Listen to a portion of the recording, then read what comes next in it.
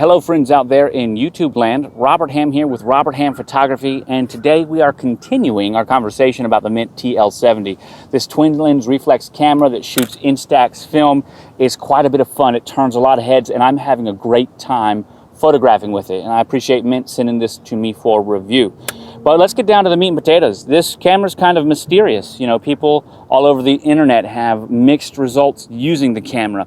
And I think that I've got some answers as to why. First of all, you guys know my work with Instax Film. I've been really looking into the technical spots of the film and I really enjoy it. And I want to share with you these images. Now these are images 31 through 34 right here. I'm going to give you a closer look in a second, but I'm also showing you all of my images in each 10 image cartridge that I take all the way up to the first 100 images.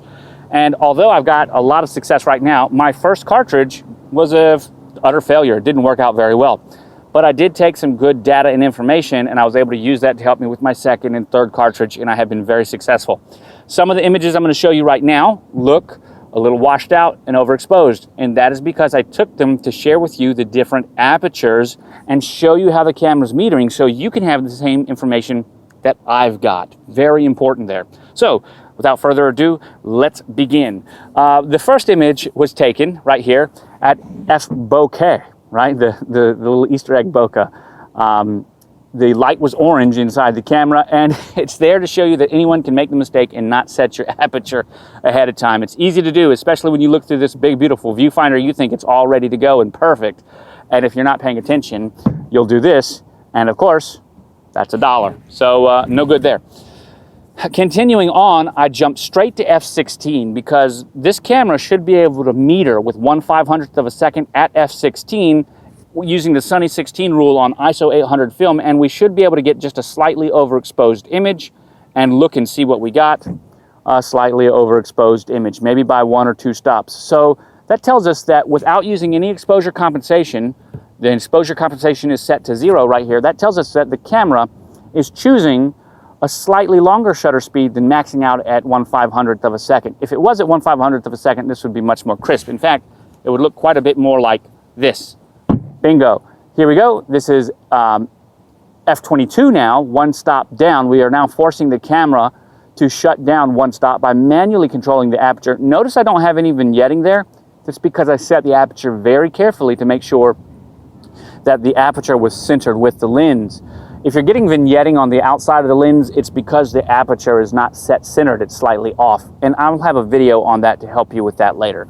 But look at that, much nicer. So let's look at those 2 images right there. Bingo. Much nicer, okay?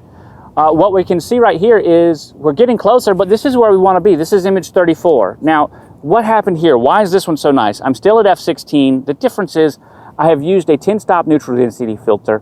I'm at 50% power, which is basically 5 stops, and I put it on the front of the camera such that it covered the electronic eye. That's very important. You see, this lens is a 3-element aspherical lens that's developed to have a beautiful, warm, bright lens with a soft contrast curve and a medium saturation. And it's beautiful. It does just that. But shooting outdoors in the bright sunlight, 61 millimeters focal length divided by f22, which is about a 3mm lens. That's a pretty, or a 3mm aperture. That's a pretty big aperture, iris size for this bright condition. Stopping it down a little bit more with a neutral density filter is going to help out quite a bit, and look and see what we got. This image is beautiful. Now, Mint makes an aperture set, or Mint makes a neutral density filter set that you can purchase to go on the camera, and that would be perfect. That would be ideal. You see, Mint designed this camera to be useful everywhere, okay? Most Instax cameras are great during the day. If they're Fuji, they're usually pretty good during the day, giving you nice blue skies, but everything's in focus, no creative control over bokeh, and they fall apart at nighttime after the sun goes down.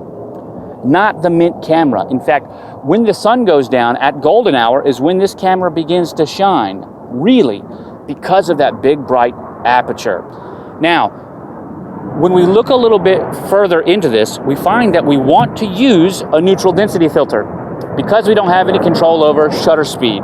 We can control shutter speed a little bit with negative exposure compensation, and that's my suggestion. When you're outdoors during the daytime, you have access to 1 full stop of negative or positive exposure compensation to make it brighter or darker. That means that whatever the camera would attempt to use for its actual metering system, it's going to move that one complete shutter speed. So if it's thinking about 1/250th, which it probably was thinking about that here, it was probably at 1/250th when it needed to be at 1/500th. Had I used negative exposure compensation, it probably would have gone to 1/500th of a second.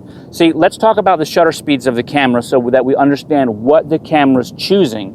The camera is choosing between 1 second, half a second, a quarter a second, right? That's 1/25th, then 1/50th, 1/100th, then it's going to go to 1/125th, 1/250th, 1/500th. Those are the shutter settings that the camera is choosing based on the aperture that you choose. This electronic eye is also matrixing the entire scene rather than just spot. That means, quite simply, that it's going to include the sky, and it's going to include the ground, and it's going to include everything in between. And it's going to weight its exposure towards the shadows because the camera wants to have as good of performance that it can have in low light. If you were outside taking pictures at nighttime in the darkness, it would have to weight towards the shadows in order to give it a proper exposure. However, I don't know that it necessarily recognizes the difference in a very bright day, which is why the introduction of an ND filter will help force that difference. Also, when taking pictures, my son was swinging here, so we are getting at least a 1/250th, 1/125th, 1/250th, probably 1/250th, and with negative exposure compensation, probably 1/500th of a second shutter speed, which is what we're getting here. Otherwise, I'd have blurry images. The last thing I'm going to talk about with this is that we're able to get nice bokeh in the background. Even here at f16, right, we have a little bit of bokeh, but even the overexposed ones, when we look at f8 like I have right here, you'll notice that there's a lot of nice blur in the background. Never mind that it's overexposed. We've talked about that already. Look at the fact that you've got creative control over it. My next set of images that I bring to you will be showing just exactly that, bokeh with a wide open aperture out in the bright sunlight. Guys, I'm Robert Hamm with RobertHammPhotography.com reviewing this Mint camera.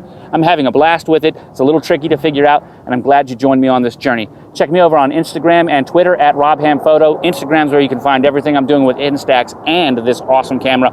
YouTube is where you'll find all the videos. I want to thank you for watching and remind you that I will catch you on the flip side.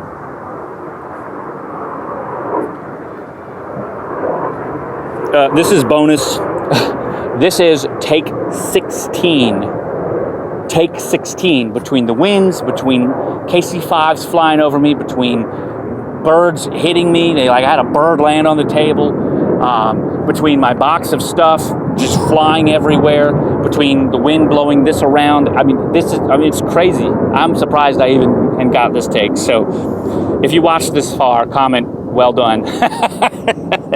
And if you did watch this far, don't forget to thank Mint Camera for sending this to me to review. I'll catch you guys on the flip side.